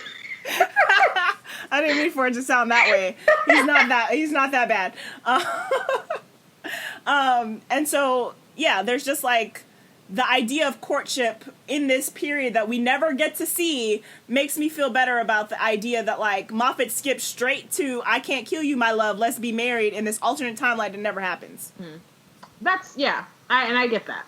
So she refuses to kill him, and then shit goes left, and the doctor's like, you have to actually kill me. JK, I'm just a tessellect, a robot. I'm not actually the doctor, so you could really shoot me. And that shit made no sense at all. But we're just gonna leave it, because we're not here to talk about why that made no sense. Right, we are not here to talk why it doesn't make any sense, but the important thing about that in the wedding is that he whispers something in her ear and she lies and says it's his name, but it was never his name. So when does he have to, there's only one time he can tell her his name. Apparently it is not during their wedding. Oh. So they get it on. I guess, but like, even then, this just doesn't make any sense. No. So then River goes to jail because to everyone else she killed the doctor. And then, so I'm looking at this, if y'all would like to see this, it's in the TARDIS wiki, the timeline, and this shit is mad confusing and weird as fuck. But also, because they didn't do literally a ball of wibbly wobbly. Because Moffat didn't want to do anything half-assed or simple, and just do a straight up back to front. It was fast. It just wasn't simple. It was okay. You're right. My bad. I was trying to give him more, like, some credit. Yeah. This shit is weird, and so I love it. Like, honestly, like, so this was, I think Connie found it maybe when we were talking about this in our Slack, like maybe a month or two ago, and I saw this shit and I was like, this is great. Time travel is the best. You know who loves time travel and this girl. Time loops? Vaiana does. It's awesome. So she goes to jail, and throughout that time, that's when the doctor comes and, like, picks her up. You know, she breaks out occasionally to hang out with the doctor. Well, she breaks out to do what she wants, and then maybe meets him, but also he comes to pick her up. Yeah, but as for this timeline, it kind of shows. It mostly just shows, like, the moments, and I can't read it because it's way too small of a font. But it just shows, like, the kind of moments when they meet, and, like, she probably broke out other times that we just don't know about. Every day. That have nothing to do with the doctor. She was like, I want some tacos, so I'm gonna see y'all on the flip-flop. There's this I too want. There are these, like, mini there are these mini-sodes that came, like, I think a couple of the seasons have had them, but there's a run of 5 mini-sodes that are from season 6. I think they were on the DVD, but, like, people put them online or whatever, and it is of, like, 2 of them are, like, Amy and the doctor, like, having all these, like, little best friend chats or whatever, and one of them, she's just like, and you keep, like, leaving us in the TARDIS and, like, going on dates with River, and he's like, I am not going on dates with River Song. And then it's like, he's absolutely going on dates with River. And then one of them is, because they're, like, 5 different ones, but they're sort of connected because they all happen on the TARDIS, and some of them are, like, in a row. So 2 of them are in a row where it's just like, he has picked up River fresh from, you know, she's just newly imprisoned, and they're gonna go to Calderon Beta, and he's like, it's like a big, like, deal, and he's like, go change, and then the door of the TARDIS, like, he hears noise outside, he opens it, and it's like another version of River, and she's like fainting, she's gonna die, and she's like, oh my goodness, and she passes out, and then it's a new one, and then it all to say, in the next one, it's like there are 3 versions of River in the TARDIS, all in tandem, and he's just, like, trying to keep them all away from each other. Oh shit. But the idea is that, like, one River's, like, fresh River, like, just in jail, in prison, newly in prison. One is, like, 5 years in. She's just like, you got me locked up for 5 years. What you want me to do? Like, she's off on her own adventure, and she just happens to, like, come to this same place, and And then he's just like, I can't actually deal with you right now. I have 2 other of you. And so she has her vortex manipulator, and he sends her away. Like, he sonics her, and she's just like, can you just drop me off? You know what it does to my hair. And he's like, your hair always looks like that, and sends her away. And then the other river is... So this is another, like, retcon things. Because this was an episode that, like, a mini-sode that was only on the DVD, they were able to write around it because the majority of the fandom hadn't seen it. But the scene is that, like, this is 11... One of the later river is, like, the latest river. So, like, she's Beryllium River. She's just like, oh, my goodness, he's finally taking me to Beryllium, knowing... And it's 11. So, right. like, they clearly wrote out of that. They're like, screw with that happening. Which is why, when we get to it later... They can do whatever they want with River. She can show up whenever she wants. You can. Because you can just write... It's not that hard to write around it, and they write around these things all the time. But, like, he's taking her to Beryllium, and then the 2 doctors have a little mini conversation of, like, oh, is this it? And he's just like, yeah. And then in your head, you can just be like, they never made it to Beryllium because something else popped off. But, like, she's having... You know, it's the idea of, like, she's having adventures, he's coming to pick her up, like, all this, like, back and forth. Anyway. Right.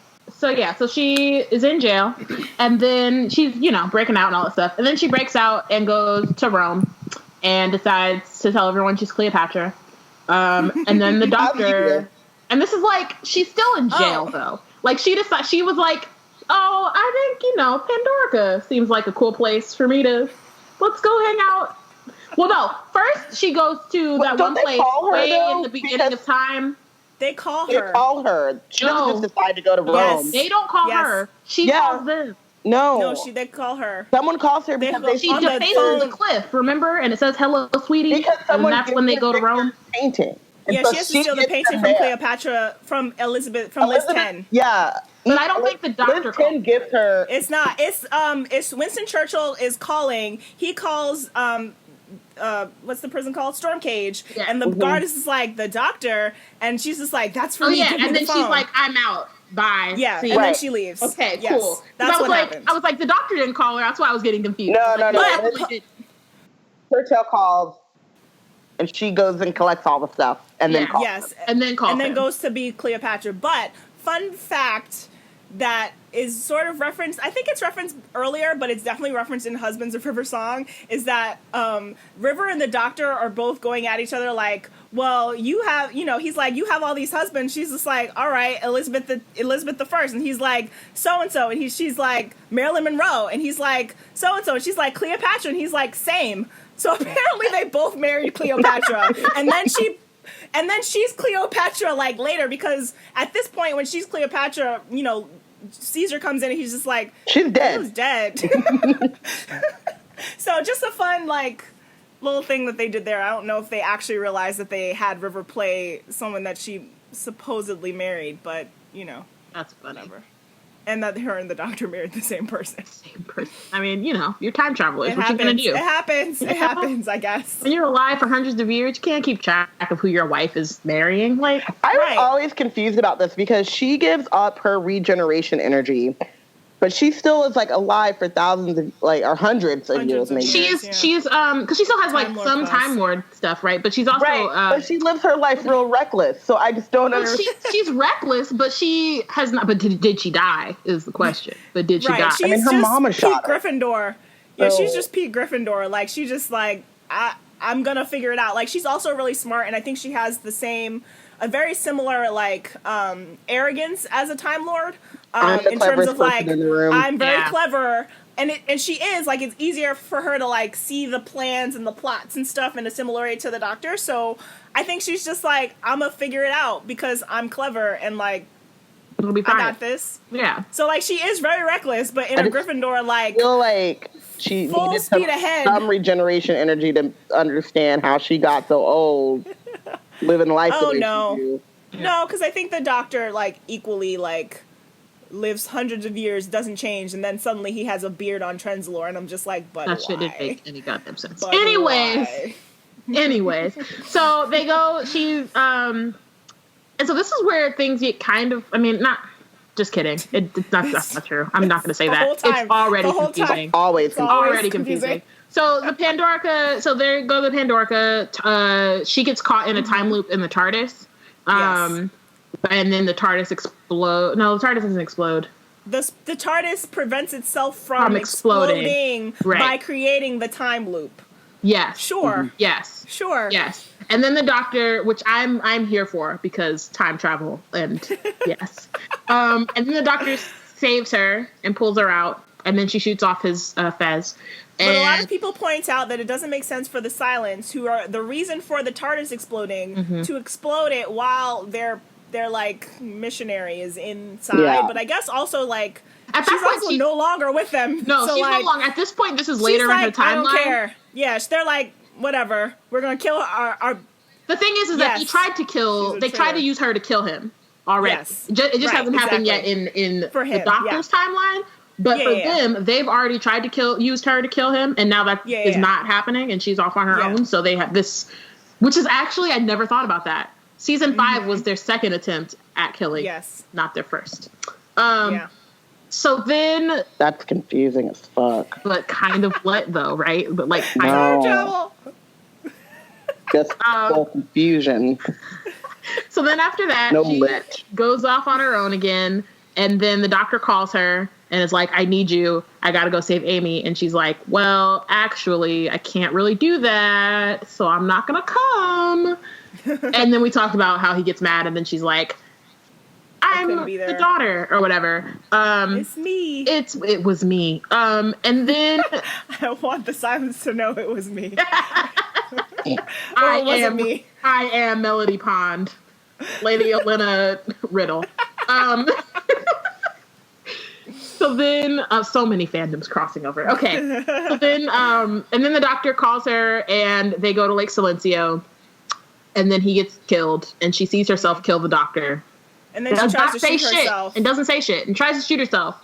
But I think that at that point, but misses on purpose. She knew she was missing. She was just like, I have to stay. I have to look convincing, right? Yeah. And then they go see the other Doctor, and she slaps him, even though. Oh, but this is a thing that like doesn't make really any sense. When she comes back, when the younger Doctor comes out of the diner. Out of the diner. And right. Remember, he's like 300 years younger.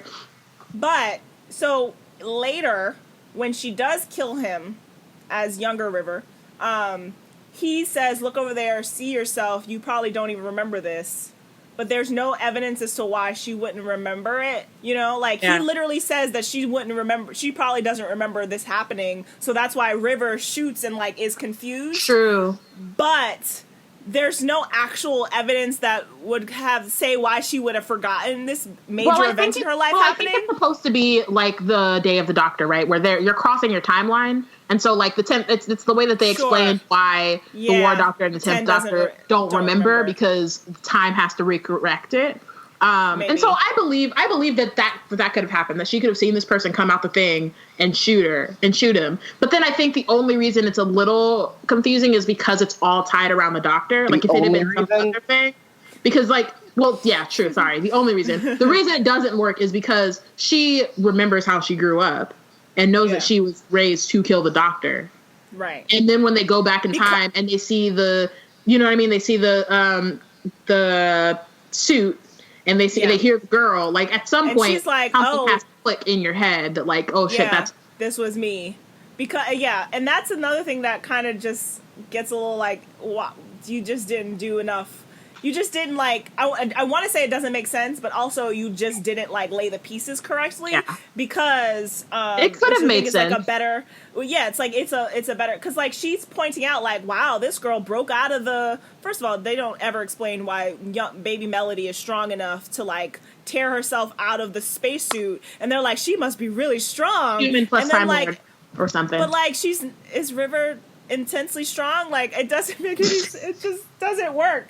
They just never like they didn't rewatch or reuse the pieces, or maybe things got cut and like they thought it was right and then they cut it and they're like, oh, we forgot to include that or whatever. Like I believe that things happen and that it could have made sense and then things got cut. The Suicide Squad problem, where it's like it could have made sense, but then it just didn't because they had to change other things. But it's just like.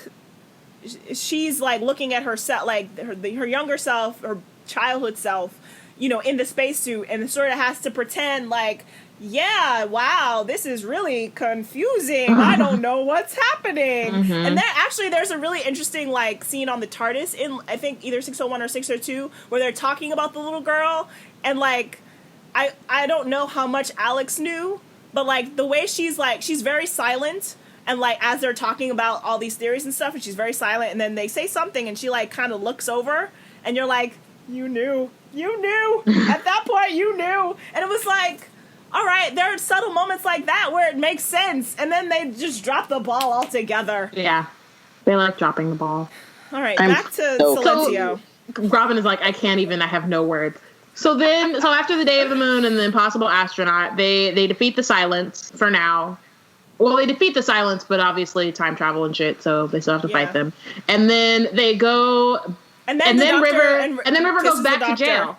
Yes. Then River goes back to jail. And kisses him for the first time. Yes. And then he's just like, we've never done that before. And she's just like, that means it's the last time. But then it's not the last time, because you're going to meet Capaldi and it'll be fine. You're going to make out for like 24 years. It's fine. For 24 years. That's a long time. So then she goes back to jail. And then the church comes. They're like, hey, I need you on the Byzantium ASAP. Then the Byzantium is about to crash. She calls the doctor and is like, hey, come pick me up. Come scoop me up real quick. Swoop. You know. I'm just here like, in my leave that little coordinates. air corridor. Just leave that little air corridor for me open. Thank you. Come get your girl. The doctor gets her. And then this is the first time that Amy meets her. Rory is not there. Rory's not there. And Rory doesn't exist, right? No, Rory exists. This is early season 5. He does. Before, This is the night of her wedding. Yeah, this is when she is running off with him, being all weird. And then after this, after this adventure is when she goes back and is like, hey, confession time. Yeah. I'm getting married. Here's what I got.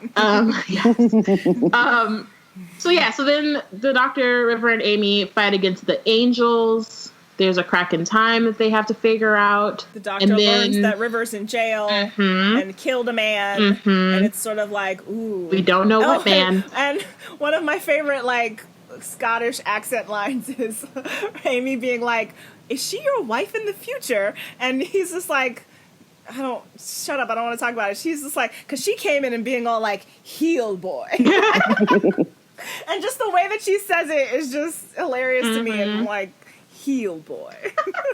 Which she is. She comes in all heel boy, and he's just like, okay, I'll do it. All right, sweetie. Oh, I'm not calling you that now? Okay, sure. Yep. And this is also the second time that the Doctor has met her. Well, no. Canonically. No, not even canonically, because... according to this timeline, canonically. They're skipping Asgard. There's a picnic on Asgard that happens that River mentions in the library, that she's just like, oh, we had a picnic on Asgard, as like one of the last few times he saw her before Beryllium.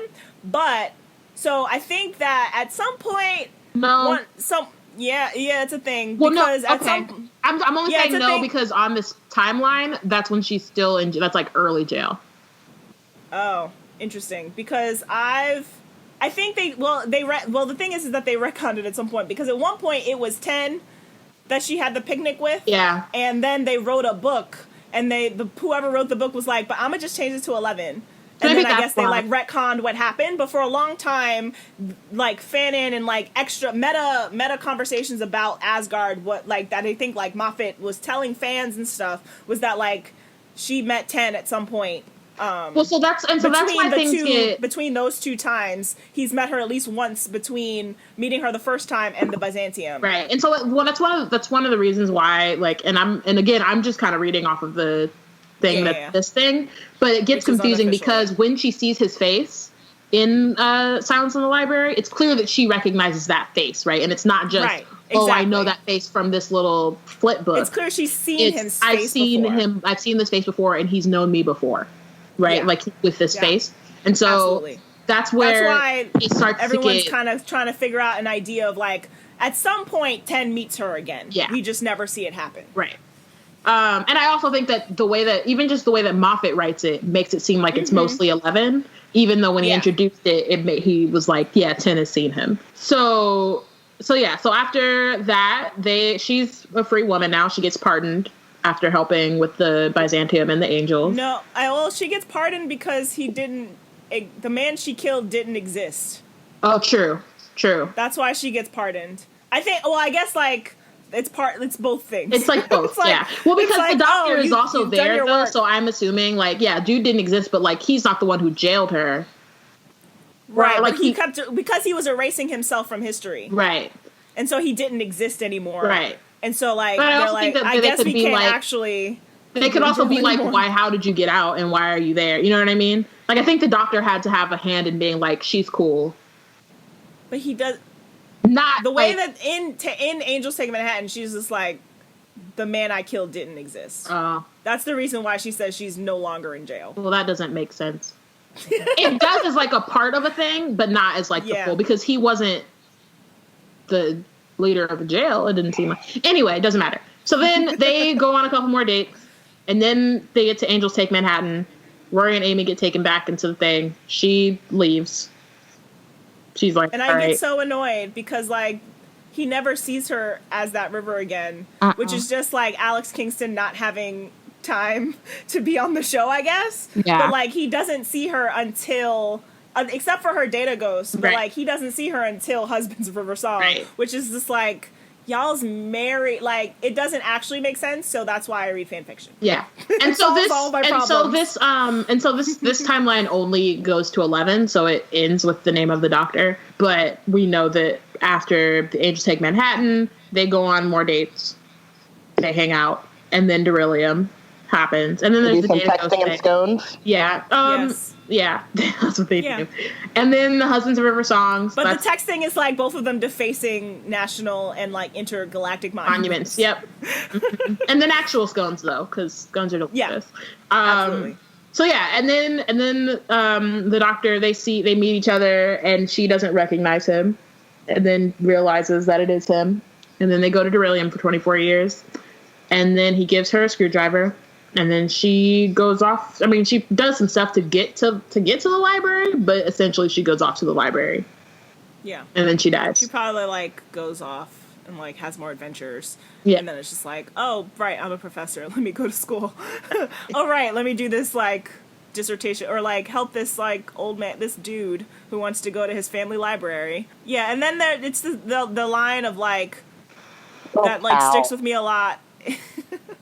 The line that sticks with me a lot from her death scene is, like, her being like, that means you've known this entire time how I am going to die. Like, she's sort of, like, you know, calculating every single other moment that she's had with her doctor and being like, dang, this is why you were behaving this way or this way, because, like, you've known this entire time that your first time meeting me was my last. Like, I think she knows deep in there somewhere that, like, he's holding something back from her, that she doesn't have all of the spoilers. Right. Like, I mean, early in her timeline she doesn't, but, like, as she gets older, she's just like, all right, he still does know something that I do not know. Mm-hmm. And it's the one big spoiler between them that will never, you know, like, in his head, like, she can never know it until it happens.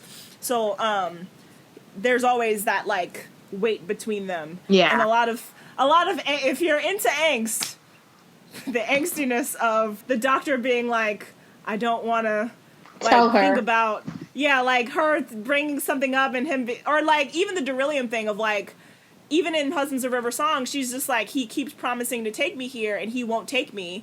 And it's just, like, the angst of him being like, how do I avoid this? How do I prolong staying with her and, like, keeping her alive, because he knows that the minute that he takes her Beryllium, that's it. It's basically over. Mm-hmm. So there's lots of, like, angsty doctor stories of, like, no. And then there's always, like, the angsty doctor stories of, like, all right, after Angels Take Manhattan, in the Moffat timeline, which doesn't make sense, he doesn't actually see her again because, like, they have this big argument in that episode of, like, I'm hiding the damage, and, like, you know, you're a child, you know, you have the face of a child and you're an ageless god, or blah, blah, blah. And then, like, him being, like, mourning Rory and Amy, but, like, kind of dismissing her mourning of Rory and Amy, too.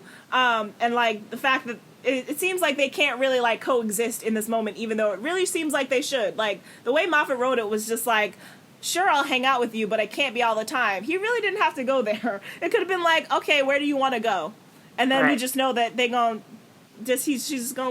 separate at some point, because like that's how their lives are lived. Like that's just how it is. Right. But I mean, makes this all better. So this timeline is like wild and confusing as hell.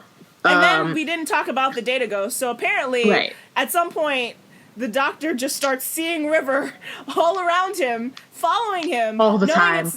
Just knowing it's not present River, which again doesn't actually make any sense, because he can just go see River. Like he can just time travel. When he's like, to see his physical live living wife. And that's one of the things about like their deaths, right? And it's like, to me, for both of them, they never have to not see each other. Because they're time traveling. Obviously, there's a time when they're born and a time when they die. Fine. And there's a time when River dies for him, but like after that, he could still just be like, still go hang out with River. Yes.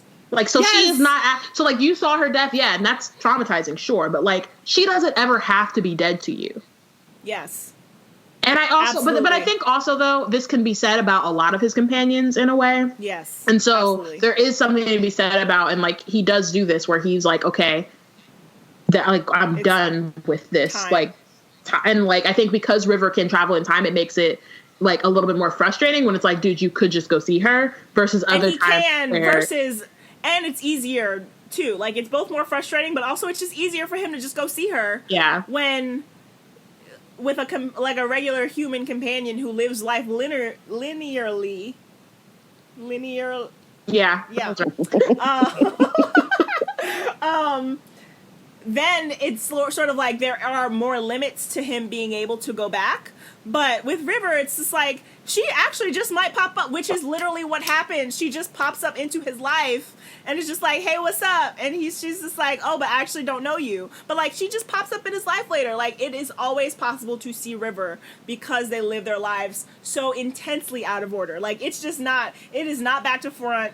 Like, there's no... Even when they said it, it wasn't back to front. Like, it just doesn't make sense that they even introduced that line, because it's never been back to front. And it confuses people even more than it's already It just confuses people even more. So it's just like, just let it be out of order, and let it be that, like, if 13 wants to see her wife, because it is canonical that River says, you, to the Doctor, which doesn't know he's the Doctor, says, you remind me of my second wife. So, like, what's to say that her second wife isn't 13 or any other future female Doctor? Like, it really is a thing that they can just make a decision to do and do it. It's just about if they will or won't. And I feel like they won't, but it is entirely possible, because they've opened that door, and they've also chosen to break any other rule that they feel like. And, like, you know, with stuff with River doesn't have to be set in stone. Also, it's a show about time travel where time can be rewritten, so literally nothing is set in stone. Yeah. If you decide that the Doctor can see her wife, the Doctor can see her wife. And the only reason that I would think that they wouldn't do that is just for, like, clean slate purposes. It's the same reason that Moffat didn't do anything, which I think is a detriment to the show, to be honest. I would like for her to show up, or for, and like, also that she has a new job that I'm really excited about, which is that too. Discovery of Witches. Even though it's not like she has to be back for. She doesn't have to be. Like, she can just like show up one time. Yeah, really, it just has to be one time. Honestly, like, and she's met 10 once. Her Doctor is 11, but then she also met 12, and she can be 13. Yeah, it's really not. It doesn't have to be like a whole thing. It's just like, oh, hey, what's up? Let's run together for a real quick. Okay, you gotta go. Great. See you later. Right. So, like, it could be that, but then I think that it'd be cool to see how this is funny because it kind of then ties into what we were talking about at the beginning of the episode, but, like, it'd be cool to see how, like, whether they decide to tie in earlier seasons or at least earlier characters to the new show. Particularly Jack Harkness, since Chibnall was on the Torchwood team. Mm-hmm. Everyone's like, he should just bring back Jack. Yeah, like, and it doesn't even. And again, it can be like a guest thing for, like, one episode or maybe a double episode or whatever. actually need to do is just bring back River and Jack in the same episode because they clearly knew each other because she knew a time agent and he's a time agent, and that's all we need is to make those connections. Right. So there are ways to do it, and I think that they're from the same century. Cool. It would be cool to not it would be cool to kind of break that we don't acknowledge, and really it was a Moffat thing that he tried to kind of retcon a little bit, or not retcon. He tried to kind of address in season 9, which is why I still love that season. But it would be, and it doesn't have to be it doesn't have to be we're connecting to it every time, but just references. You can bring certain characters back. The Doctor's memory is long. Let him, her, they remember. Mention it. Right. But I do think that this season they're very even worse than Moffat are everything is new. Moffat's second episode was hey, here are Daleks. Mm-hmm. The showrunners for the new season are no, we ain't seen a Dalek the whole season. We only got 2 weeks left. We ain't seen a Dalek yet. And that's fine, because I'm totally fine with not having Daleks. Yeah, I think that's also just a matter of the fact that Daleks have run their, they've done a lot. There's not much more you can do. I know that they're will bring them back.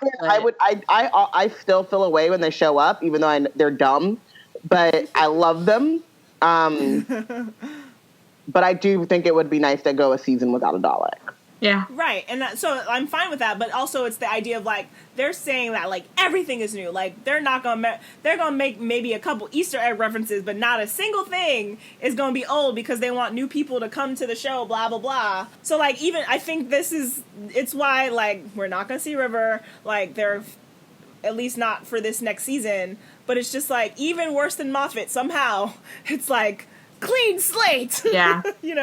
It's interesting to hear them talk about it, because I think what we would like as a fandom is for them to be all right, instead of being like Moffat and clean slating it, we're gonna make all the natural references. Right. But it's I think more they're cohesion versus yes. Because it seems very much they're this is a new slice. This is a new cake. Right. It's not just a new slice of cake.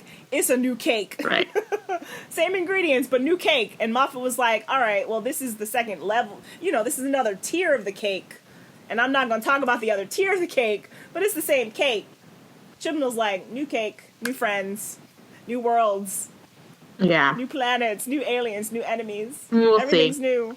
So I think we broke Robin's brain. And I feel like there's more stuff that I wanted to bring up from fanfiction, but it's fine. I'll just keep it out. We can. Yeah, follow Connie for Doctor Who fanfic in time and space. And check out blackgirlscreate.org, where you can find our brand new Critical Companion series inspired by Doctor Who. This coming month, August, is actually our time travel month, so be on the lookout for those pieces coming out. Rate and review us on iTunes. Please. Reach out to me at Robin_Ravenclaw if your brain hurts and you just want to talk about it. You want someone to hold your hand, because same. Yeah, also, and if you just want to be excited about how much time travel is awesome and the best, even if you don't understand it, then hit me up at Yana_Hollows, because that's all I like talking about. You can throw Constar on there too, Constar 24. Yeah. Because, time travel is just so... It's the best. And, that's why River is so interesting to me, is that, she's an interesting character, and Alex Kingston is amazing, and, makes River wouldn't be half as interesting if it weren't Alex Kingston playing her. Sure. But also just, the puzzle of time travel. It's great. It's just so interesting, and all the loops, and, even when it doesn't make sense and it's frustrating, and it's just y'all, you didn't make any sense. But, part of the fun of that is, coming up with all the ways they could have made it better, because time travel loops and time travel and stuff. Yeah. So Tarbis is now a part of Hard Knock Media. We're excited. We are a part of the Nerds of Color podcast network, including podcast Hard Knock Life, Southern Fried Asian, DC TV Classics, Ask Bi Girls, Desi Geek Girls, We're Not All Ninjas, and That Moment. You can check out all these podcasts at hardnocmedia.com. Follow us on Twitter at WeBlackandNerds. Use the hashtag Tarbis to talk all things Doctor Who. Join our Slack, where we have a channel. Sorry, we didn't talk about Jodie and Alex meeting at San Diego. They did meet, and that was adorable, and they're the best. That's all we wanted. And also, there's like cute River 13 fan art that was going around. Yes. Which was why you should join our Slack group, because then you can see those things. Mm-hmm. See, I tied it back. I tied it back. Yeah. So thanks for listening. Next time you hear us, we will be talking about the first episode of Series 11, whenever that is. When they announce, you will know when season 2 of Tarbis is happening. Yeah. Once soon as they announce, you'll be like, whenever that is. You'll be like, oh, new Doctor Who, new Tarbis. That's when you'll see us. So thanks, y'all. The only water in the forest is the river. The black girls have the box.